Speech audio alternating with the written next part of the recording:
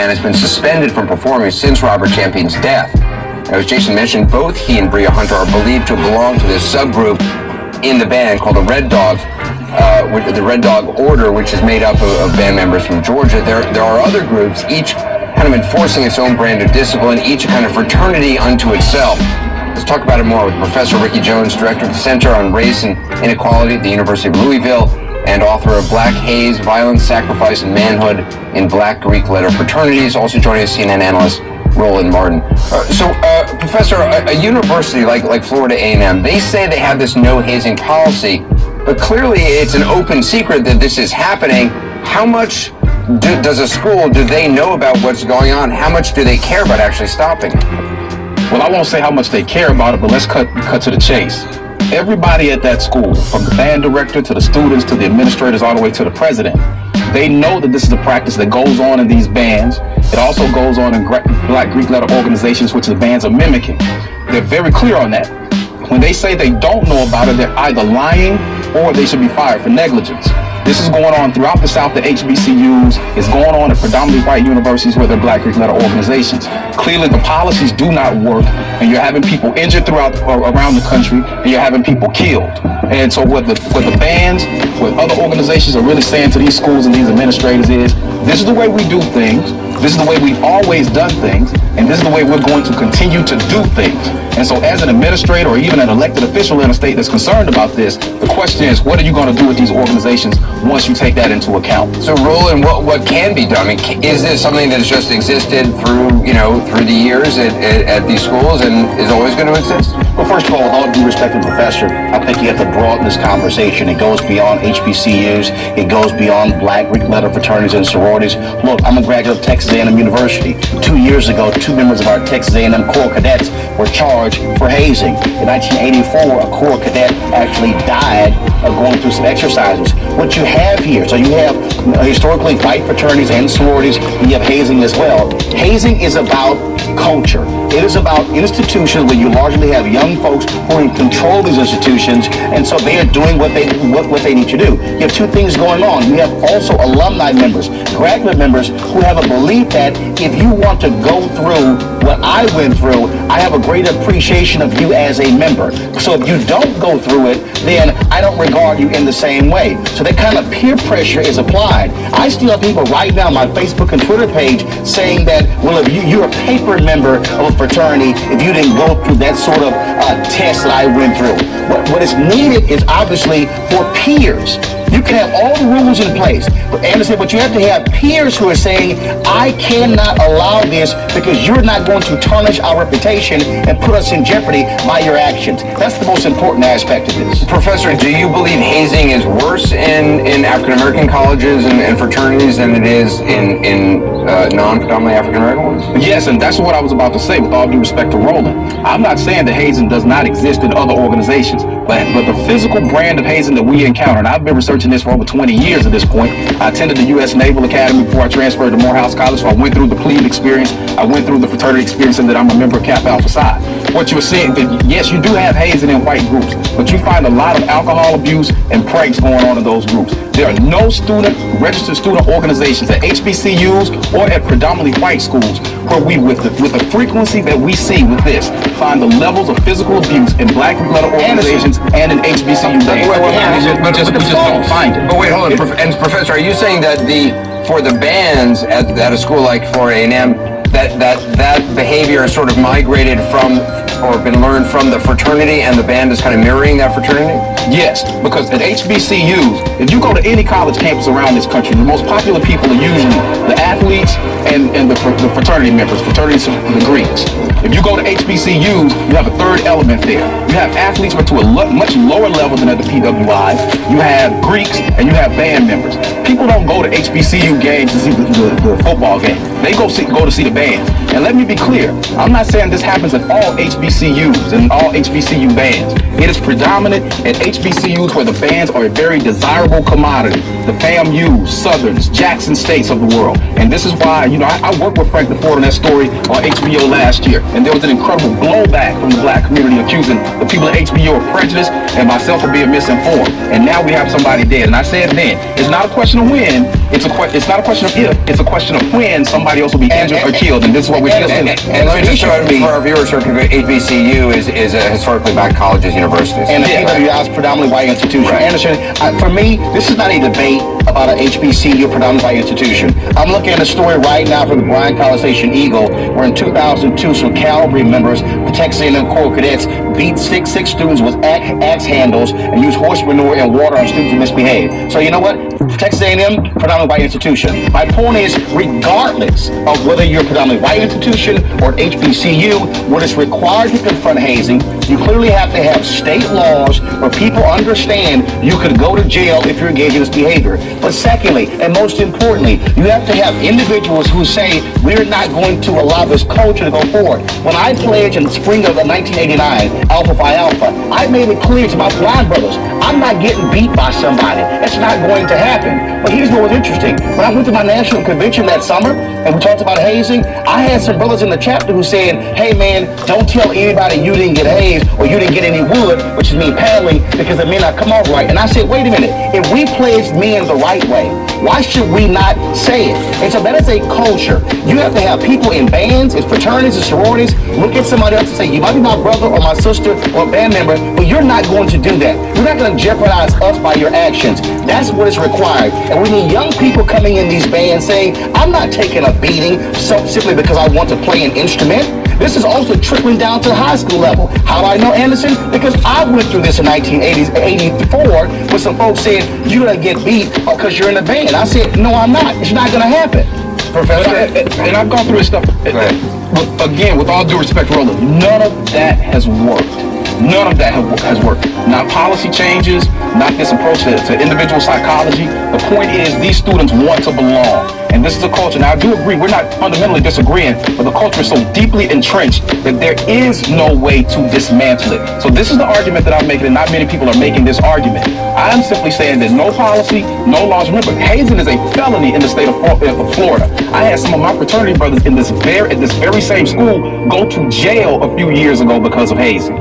It cannot be stopped. So the next question is, when are university officials and legal officials going to just take steps to disband these organizations across the board? I'm not saying the organization is not just it. That's not it, because in our society right now, there is no other option. There is no other option. Here. In our society, burglaries, homicides take place. We have deterrence as a part of that. So some folks say death penalty, life imprisonment. The reality is, when you have individuals, we can talk about police brutality, but people protect their own police forces. We have a natural thing, a way of life in our country where we protect institutions. People are afraid to be a whistleblower or being ostracized by the people in the corporation. You gotta wrap it up. What I'm saying is, you gotta have procedures in place. You might not say I can't end it all, but you can at least stop a lot of it if you take a hard line to it. Professor Jones, you got to disband the organization. Exactly. They've taken hard lines since policy changes in 1990 throughout Panhandle and a different school with HBCU bands. It simply has not worked. So do you disband police forces to get rid of police brutality? No. That's apples and oranges. I'm saying we cannot let emotion get in the way of the facts, and the facts are that nobody's been able to stop this to date. And so if we want to save black lives in these organizations and other lives, period, get rid of these organizations. But this is a particularly black problem. No, it's the way it's manifested itself in these organizations. I absolutely disagree. We're not in this level. I went to predominantly white schools. I pretty much know. I went to both. I appreciate both your perspectives. I want to continue this conversation because it's a really good one.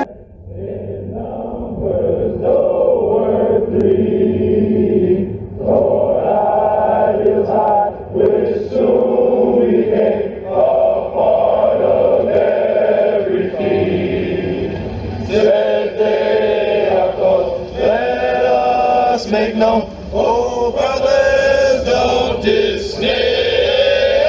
Fear not, fight on, for in this wise our cause leads on its way. Fear not, fight on, for in this wise our cause leads on its way. From western plains to eastern hills, there comes a shout of praise, a shout which tells of victory, bids fate a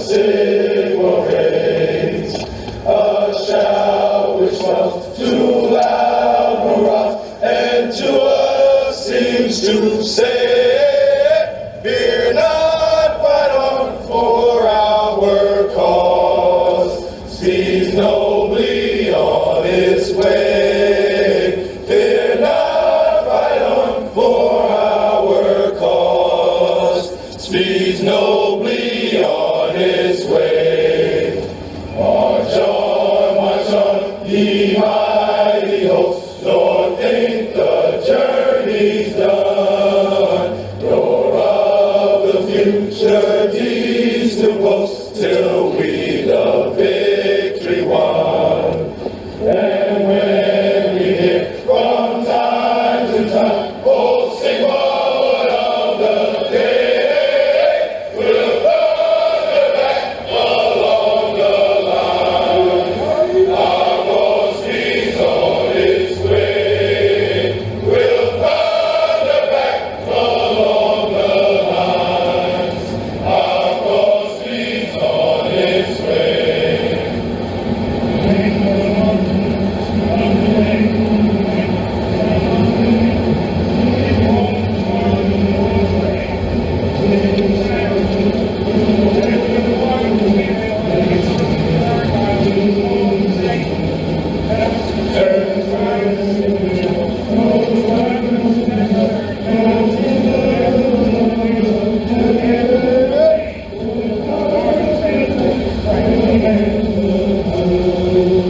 Our God speeds on its way. We'll thunder back along the lines. Our God speeds on its way. You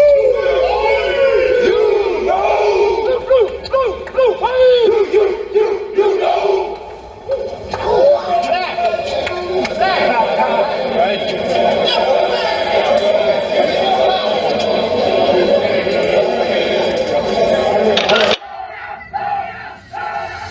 Let's be honest, aren't fraternities overrated? So let's take a look at the fraternities that really fit the word frats. We'll leave out the explicitly ethnic, religious, and academic fraternities, and we'll try to remember that every fraternity at every college is different. Still, you know the stereotype. It's the type of place that chants, nerds, nerds, nerds. Like a lot cooler than that. Where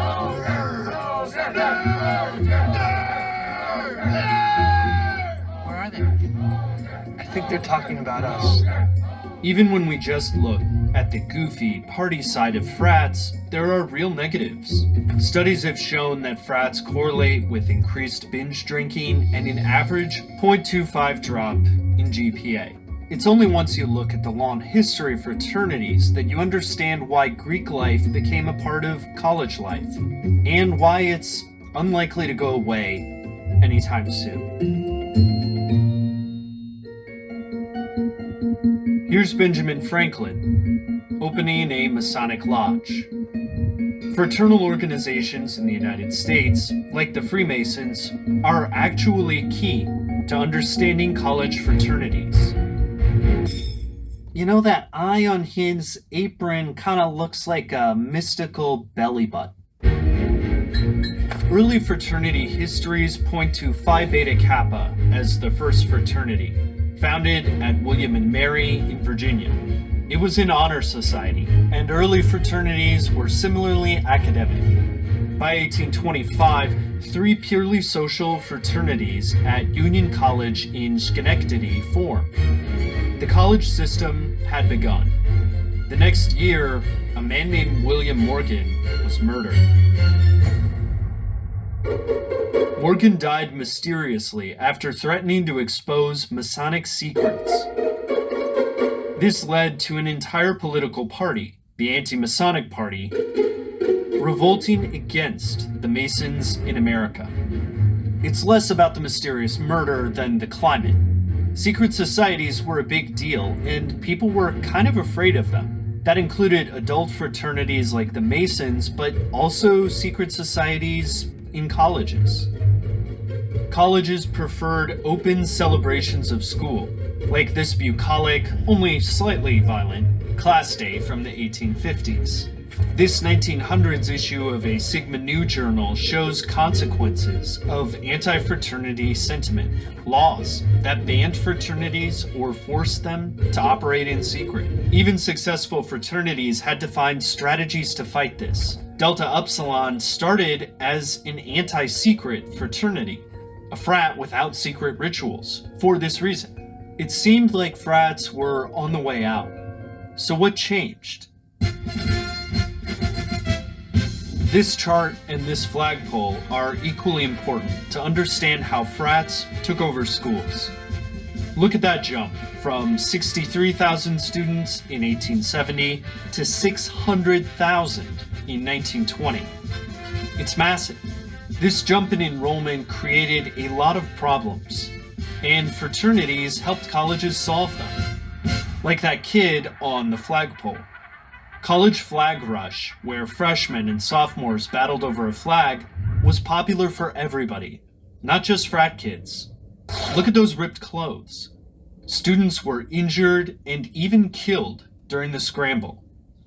The point is, college students are idiotic, full stop, and colleges started to see Greek life as a tool to maintain order.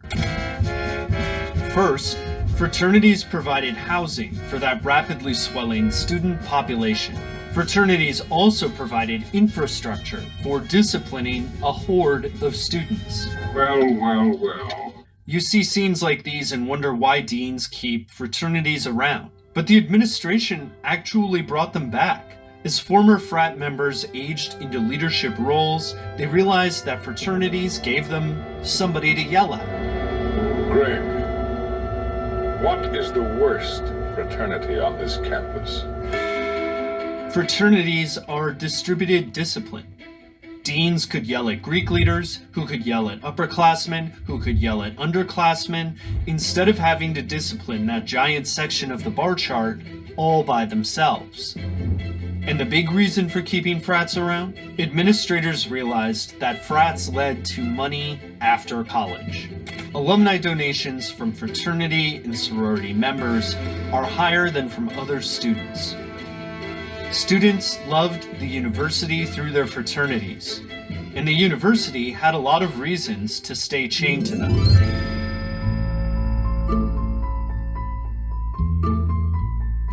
That same paper that showed that fraternities increase binge drinking, it also showed that they increase alumni income because of the networking opportunities. That's without even mentioning the lifelong friendships that Greek members form.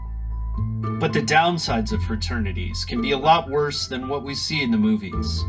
It's easy to marvel at 100-year-old hazing, but as Caitlin Flanagan wrote in The Atlantic, all that binge drinking and hazing can have life-threatening consequences. She notes disproportionate injuries in fraternity housing, high alcohol use, and alleged sexual assault, along with a lasting legacy of racial discrimination.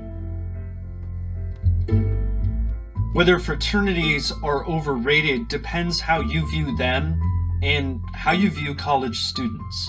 We're all asking the same questions as those administrators in the 1800s, and we have to figure out if their solutions are still the right ones today. How you view students, and maybe even all people, changes your answer. Do frats help control the problems in college life? Or do they create them?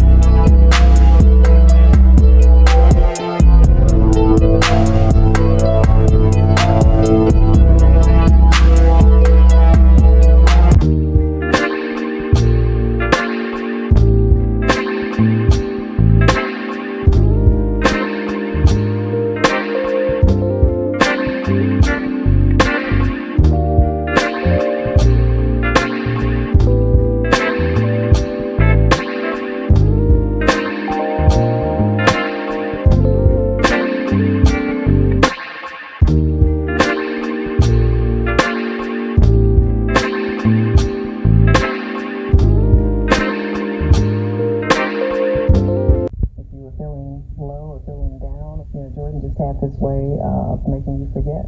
From a young age, Jordan Hankins had a passion for helping others and a gift when it came to playing sports. She won a full ride to Northwestern University on a basketball scholarship. Going forward, I hope that we keep the same energy. Her sophomore year, she told her parents, Felicia and Walter Hankins, she wanted to join a sorority as a way to serve others. Did hazing even cross your mind? When she first told me that she had an interest, I think most importantly, my concerns were that they were genuine in their mission. We know her as Revelation. Hankins' mom remembers watching the ceremony in which her daughter became an official member of Alpha Kappa Alpha. What was going through your mind as you're watching her? Pride, a sense of pride, a sense of relief, because the process was over. But just 7 weeks later, the 19-year-old took her own life in her dorm room. I couldn't reach her. So that was my concern. So then I just started trying to call continuously. No answer, no answer. And so, ultimately, she was found the next day. Even if you are part of sorority or fraternity, it could happen to your family. It could happen. And it did. A lawsuit against the sorority and 9 members alleges that during post-initiation pledging, Jordan was subjected to physical abuse, including paddling, financial exploitation, sleep deprivation, and other forms of hazing intended to humiliate and demean her. The court documents say the hazing was triggering her PTSD, causing severe anxiety and depression, and that she was having suicidal thoughts. According to the lawsuit, she expressed that to her sorority sisters. It's unclear what her PTSD stemmed from. Brandon Vaughn is the family's attorney. You believe that if the sorority hadn't hazed, Jordan Hankins would still be alive today? That is what's alleged in the lawsuit, yes. She sounded the alarm that the initiation practices that they were subjecting her to were causing harm, and they didn't do anything about it. She told sorority members, I'm feeling suicidal. Did she ever express that to any family or friends? I'm not going to comment on that.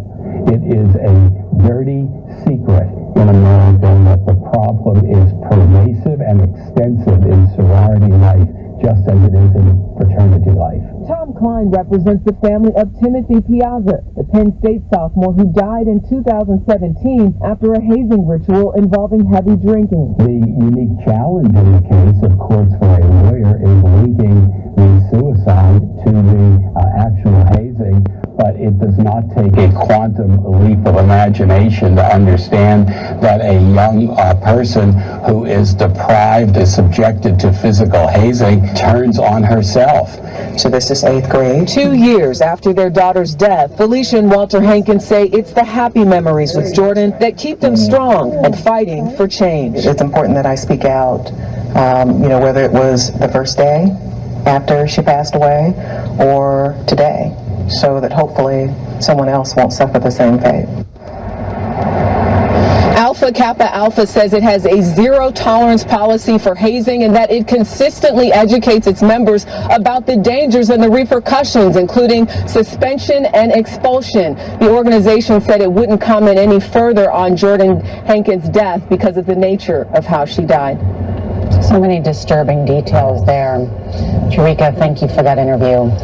I want to remind you that the National Suicide Prevention Lifeline is open 24 hours a day for anyone needing help. That number is 1-800-273-8255. The mother of a Pitt student is speaking out for the first time tonight about a sorority hazing incident that she says put her daughter in therapy. Julie Grant reported on the allegations when they first surfaced last month, and tonight she has more details. It's absolutely heartbreaking. It's been a brutal month for Sue Levy-Giles' 20-year-old daughter, Alexandria. The pre-med major from Philadelphia says that she was hazed while pledging Alpha Kappa Alpha sorority at... She cannot go to class alone. She is unable to be by herself. The attack allegedly happened on February 21st and 23rd, but Alexandria didn't say anything until days later when her mother noticed a nasty bruise. She broke down. Sobbing. Levy Giles says her daughter told her she and 11 other pledges were forced into a car and driven to a home in Penn Hills where they were beaten with paddles in a dark basement. She had been kicked, pushed, punched, slapped. She had been forced to ingest rotten food. Alexandria even broke a tooth. Penn Hills Police Chief Howard Burton told me his officers are investigating. These young girls, they probably weren't aware of what was going on or what was right, what was wrong. And I think Mom got them together and explained that, hey, that's not right. After the alleged incident came to light, officials here at the University of Pittsburgh suspended Alpha Kappa Alpha sorority. The sorority's national organization then issued a statement saying that they were appalled at the incident and have zero tolerance for hazing. Levy Giles, who is also a member of the sorority, says it's worse because her daughter wanted to be part of the group since she was a little girl. As a mom, I'm sorry, but I wish I could have protected her. But I entrusted her to the university. I entrusted her to my sorority. Julie Grant, KDKA TV.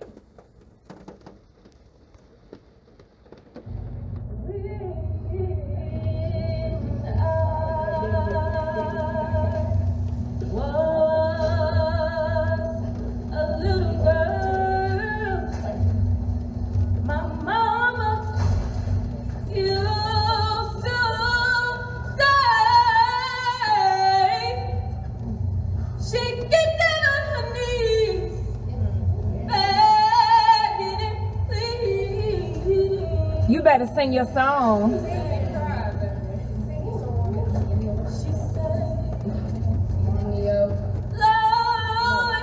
What she say?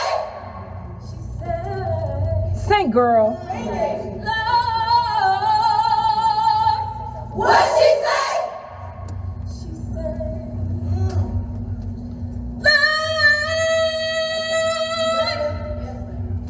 Don't let my God be. Delta, no, no, no, no. Let my God be. Zeta, no, no, no, no. Let my God be. Sigma, Gamma, Rho.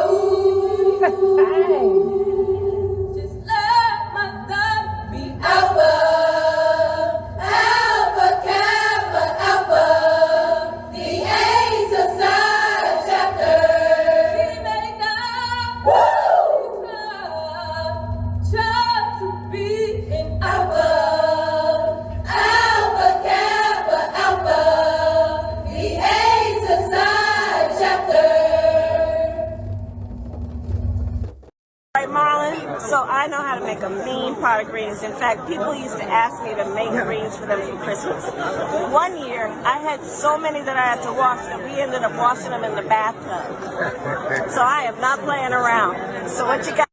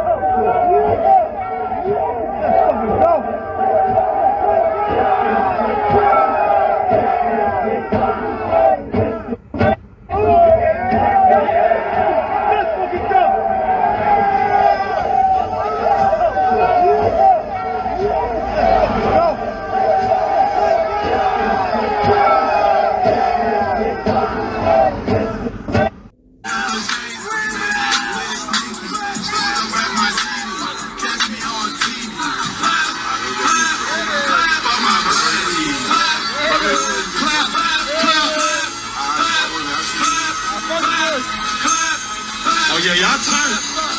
Okay. Let me make it.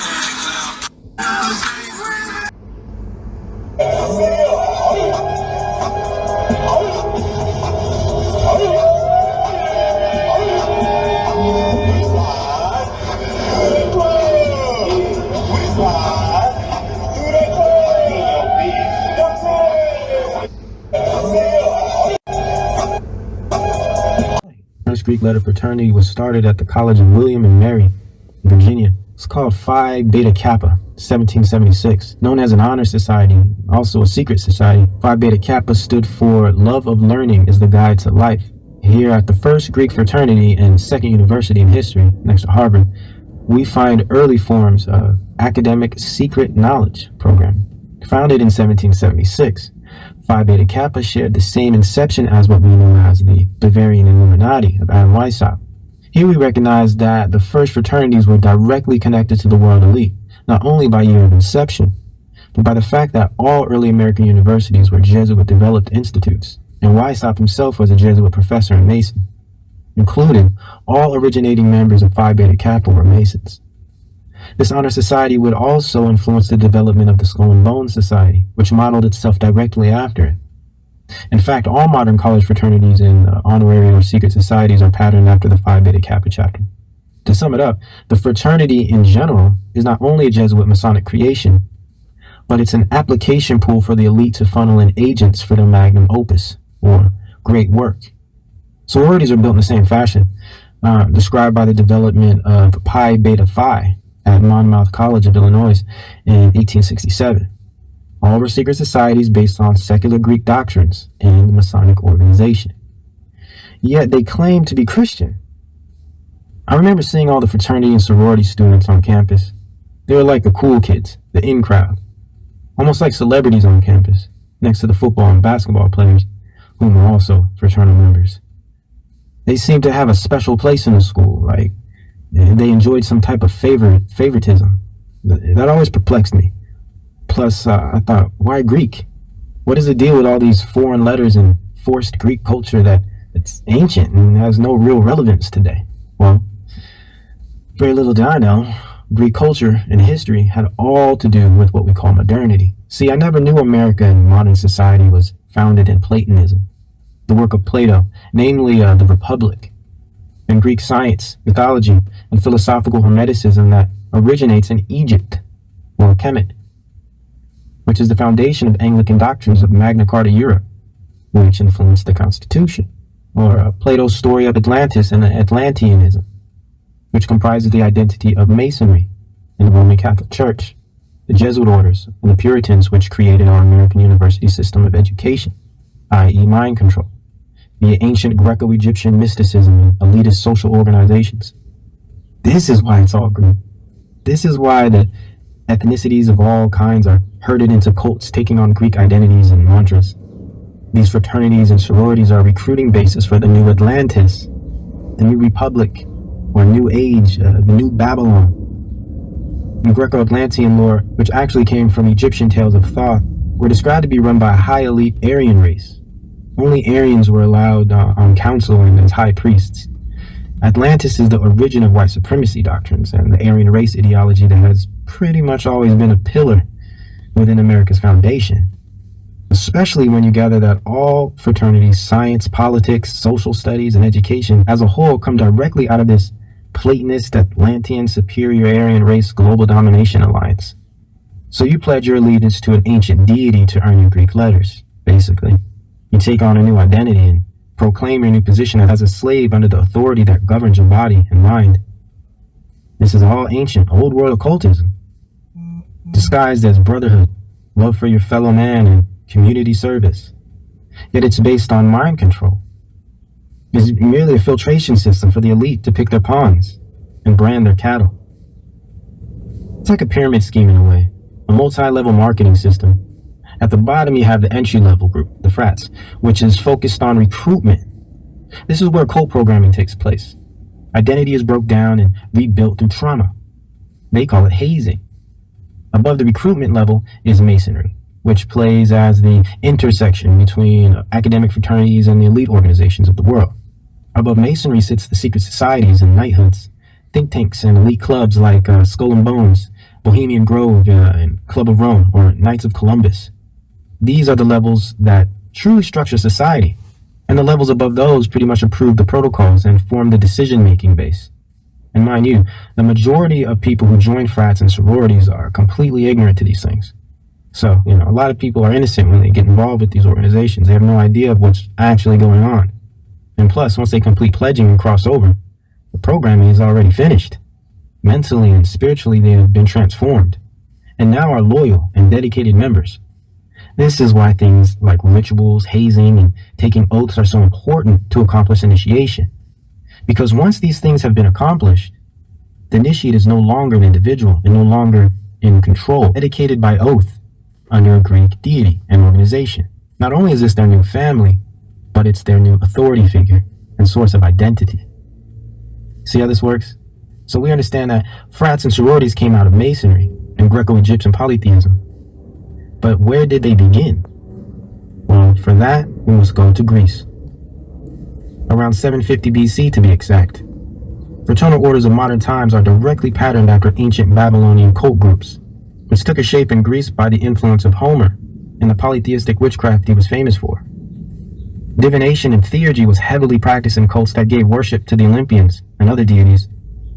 Apollo, Hermes, Aphrodite, all were worshipped in cults that required private initiation by way of ritual, drugs and wine, sacrifice, and mainly torment or trauma. We call it hazing. This is where it originates. Ancient Greeks believed by being initiated in the cult through hazing, they would gain some type of divine favor from the revered deity. Also required was ritual, oath-taking, dancing and stepping to summon the spirits. It was very, very prevalent. And cutting and branding the skin to the gods. It's surely no coincidence that all these practices are intrinsic parts of modern fraternity and sororities, because they are merely modern versions of ancient Greek fraternal cults. And as you go from fraternity to masonry to secret society orders, these practices increase in their severity as the deity's demands become more and more extreme and monstrous. I didn't gain complete understanding of the fraternal mindset and development until I studied Greek fraternal cults and their use of mind control techniques and theurgy during initiation. I gained understanding through discovering that the exact techniques used in ancient Greece are used in modern-day fraternity and sorority pledging processes. What's more is the fact that these techniques are scientifically defined as cult programming, or monarch mind control slave procedures in modern terms. But actually, they originate in Egypt, part of the Kemetic mysticism found in the Book of the Dead. Now we understand the bulk of Greek mythology and science derives from Egypt. That's pretty much common sense. Hence their use of these mind control and spirit summoning procedures in their cult initiations. Even modern day satanic cults utilize the equivalent form of techniques in their initiations and rituals alike. But for now we will focus on fraternity procedures and cult programming. So what type of techniques are used, and what type of goals are achieved in this monarch-style programming? Well, in cults and any form of mind-controlled organization, you need two main things. First, the destruction of the initiate's ego and identity. This is usually done through trauma, whether it be psychological, emotional, physical, sexual. And two would be the invocation of a demonic entity. So this is the spiritual aspect here. This is usually accomplished through drugs or alcohol or both, and always sexual acts, which are also forms of invoking rituals. These two concepts, also known as dissociation and invocation, will create a docile mind-controlled individual. Fraternities and sororities implement these methods directly into their pledging process to guarantee loyal brothers and sisters that will make eager tools for their elite social magnum opus and one world government, and never question their duties or moral fabric of their endeavors. Let's look at more required concepts in this type of mind control.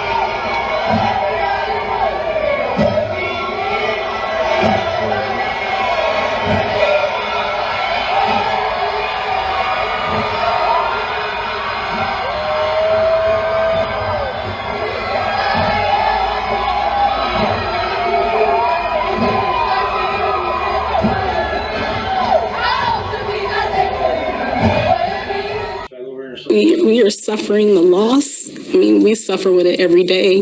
Maisha Hilliard is talking about her oldest son, 20-year-old Tyler. He died shortly before starting his junior year at UC Riverside. On September 15th, 2018, he was pledging the Alpha Phi Alpha fraternity. The pledges and fraternity members went to Mount Rubidoux in Riverside for a run. Hilliard's family says the pledges endured hazing at the hands of the fraternity members with them. Tyler was subjected to harmful, humiliating, and life-threatening hazing rituals that ended at Mount Rubidoux, where he apparently collapsed and was taken to the ambulance to the hospital, where he died the following day. The family is suing the fraternity and the UC Riverside chapter of Alpha Phi Alpha. They are not suing the university. Riverside police are investigating. Hazing in the state of California is illegal. On the fraternity's website, it states they are against hazing. Tyler's parents say he ended up in the hospital after an alleged hazing incident. A week later, he was dead. We'd like for anyone to come forward with more information than what we've already received. And I'm sure there's a whole lot more that's gone on that we have no knowledge of. Correct. We reached out to the fraternity's national headquarters in Baltimore, Maryland. So far, they have not returned our emails or calls for comment.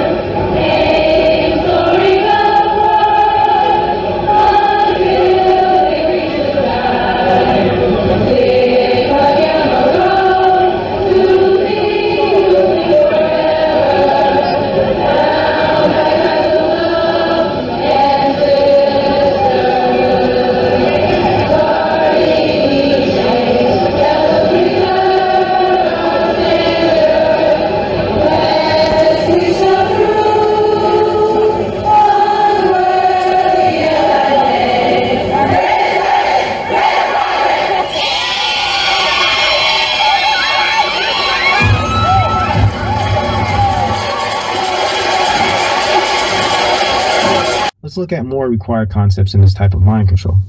We will find the blind faith in conformity. It's very important. Groupthink, very important. And a lack of personal identity. All right, this is basically groupthink. A fabricated sense of family is created through humiliation and torment, sleep deprivation, and cruelty. This part of cult programming is called trauma bonding.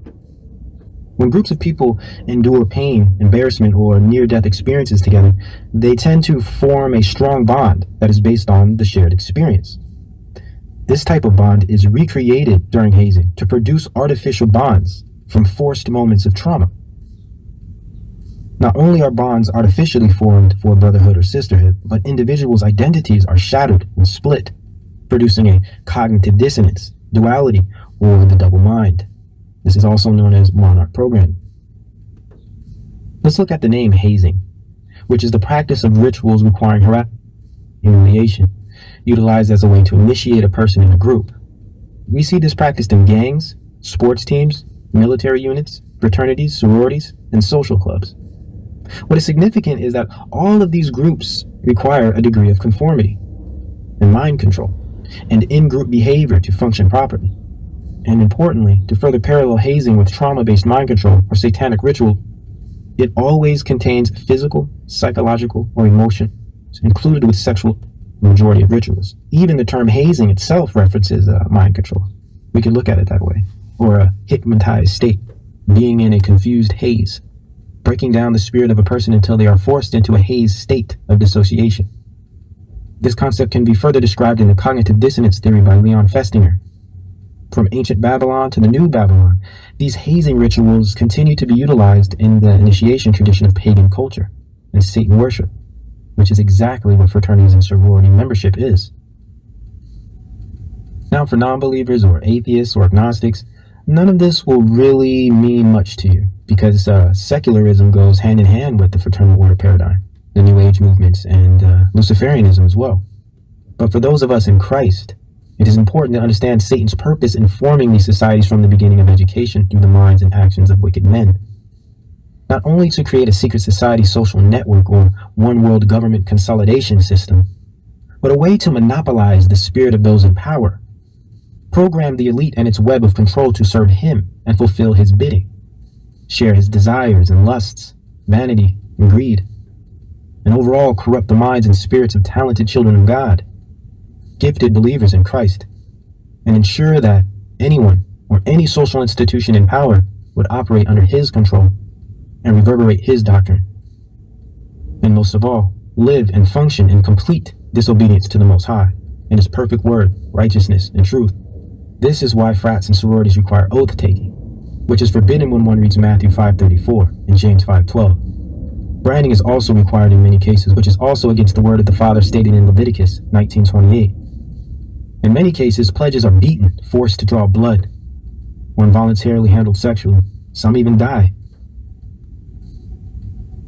Demonic activity like these are mere routines and customary in pledging processes of initiation, all which split the mind into dissociation, corrupting one's morals and dignity, breaking down their identity to rebuild a new one, destroying who they once were prior, forming a new corrupted spirit, like the phoenix through the flame, or the next step up the Kabbalatry.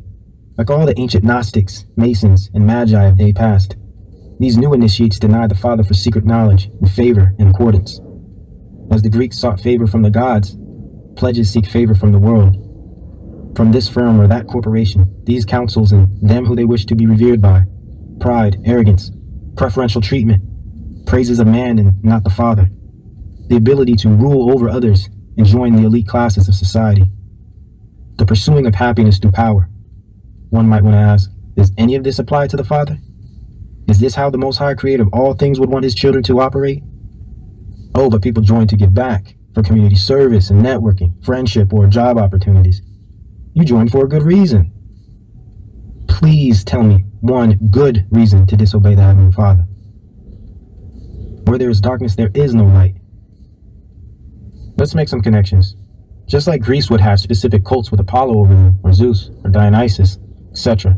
We also find these types of ancient deities being subliminally worshipped in Greek letter organizations. For example, each fraternity is represented by a type of god. To the ignorant initiate, this is only symbolic. But when one assesses the oaths, rituals, hazing, and fornication, it makes it much easier to understand what these practices have to do with deity worship. Let's look at the black fraternity Divine Nine, which derives specifically from ancient Kemet and is based in having these deities spiritually lord over each group and be worshipped by sacrifice or ritual. For instance, Sigma Pi Phi is ruled by the Sphinx or Griffin. Alpha Phi Alpha is ruled by Osiris. Kappa Alpha Psi is Thoth. Phi Beta Sigma is Horus or Lucifer. Delta Sigma Theta and Eastern Stars are under Isis. And Omega Psi Phi is ruled by Anubis, the dog god. Have you seen how Omega, or what they call Q dogs, behave? Literally like dogs. They bark and howl and go nuts when they hear trigger sounds or certain songs. This is all part of mind control and spirit possession. They literally embody the spirit that is over them. It is very disturbing to witness some of these fraternities and sororities events, man. They call them probates. It's a great opportunity, though, because when you do this, you get a better understanding of what mind control actually looks like, and how these social cults mold people into programmable entities that are no longer an individual, that are now a hollow link in a chain of bondsmen and bondswomen. Yet they lose themselves to feel a part of something, to feel as if they have gained ground in society, when they have only maintained to fill a role, a position, in an organized system that only has interest in using their bodies as footstools, and their minds as brick and mortar. Though unknowingly, many people are influenced to join by curiosity and sometimes family pressure. We understand that innocent people are lured into these social cults, As always, we must assess Hollywood's role in the conditioning of reverence towards frats and sororities, and how entertainment has always had a key role in inspiring one to pledge. Is it any coincidence that all professionals in all sectors of the social elite, including athletes and entertainers, are members under oaths to fraternities and sororities? I think not. Because to make it to certain levels of power in society, one has to be under an oath. Lucifer requires it. It is a mandatory process to have you pledge allegiance to his great plan in complete disobedience to the Heavenly Father. The great deceiver will have it no other way. How do you think one climbs the ranks of Masonry